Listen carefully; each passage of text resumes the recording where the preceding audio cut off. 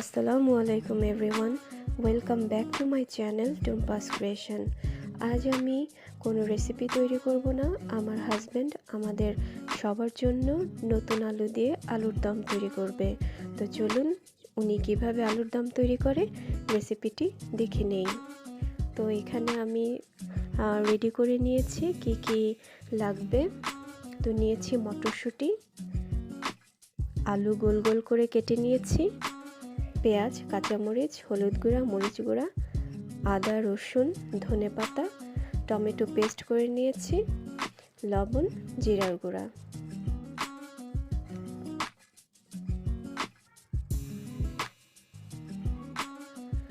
তো এখন একটি হাঁড়িতে আলুগুলোকে একটু লবণ দিয়ে সিদ্ধ করে নিচ্ছি।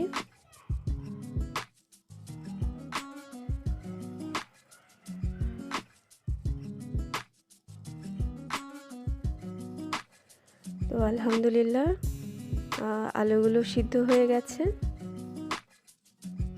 এখন নামিয়ে নিব। তো একটি হাঁড়িতে তেল দিয়ে তারপরে পেঁয়াজ বাদামি করে ভেজে নিচ্ছে।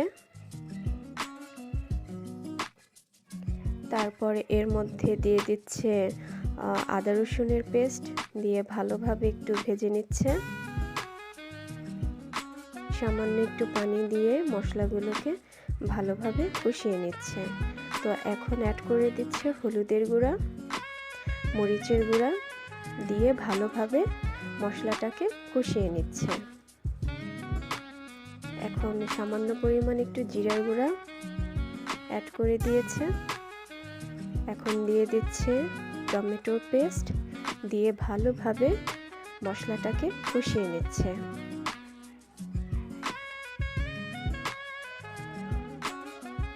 মশলা থেকে তেল উঠে গেছে, মশলা কষানো প্রায় শেষের দিকে।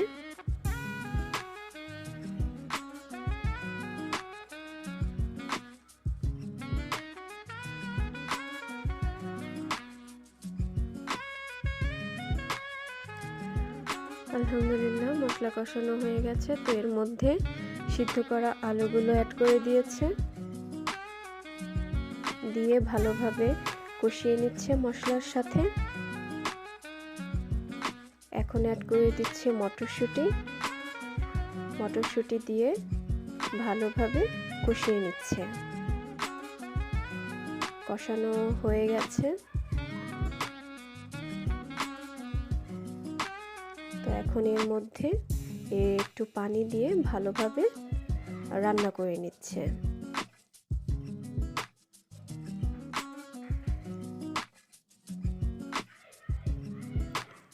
তো এর মধ্যে অ্যাড করে দিচ্ছে মরিচের ফালি, দিয়ে ভালোভাবে ঝোলটাকে টানিয়ে নিচ্ছে।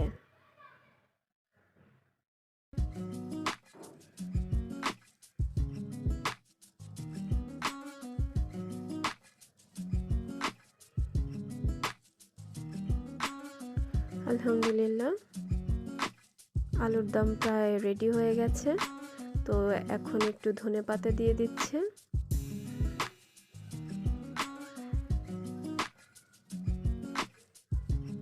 এই তো রেডি হয়ে গেছে নতুন আলুর দম।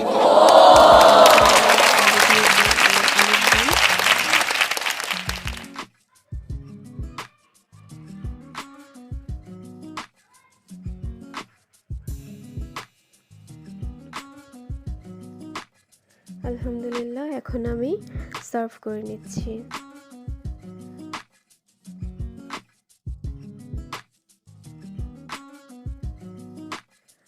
ছোটবেলায় আগে যখন খেতাম, তো মনে পড়ে যে মামারা একটা কাগজের উপরে সুন্দর করে সাজিয়ে একটা কাঠি দিয়ে দিত। তো আমি সেই স্মৃতি থেকেই একটু চেষ্টা করেছি ওরকমভাবে একটু সাজানোর।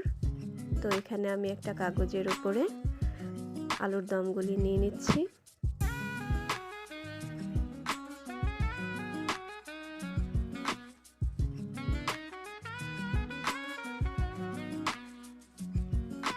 এখন একটি টুথপিক দিয়ে টুথপিক গেঁথে দিচ্ছি।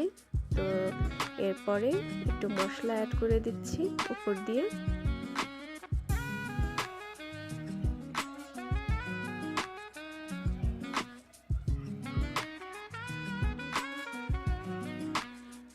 এখন আমি রুটির সাথে এটাকে সার্ভ করব। তো আমি একটা বাটিতে বেড়ে নিচ্ছি। এই তো আলহামদুলিল্লাহ রুটির সাথেও বেশ জমে যাবে।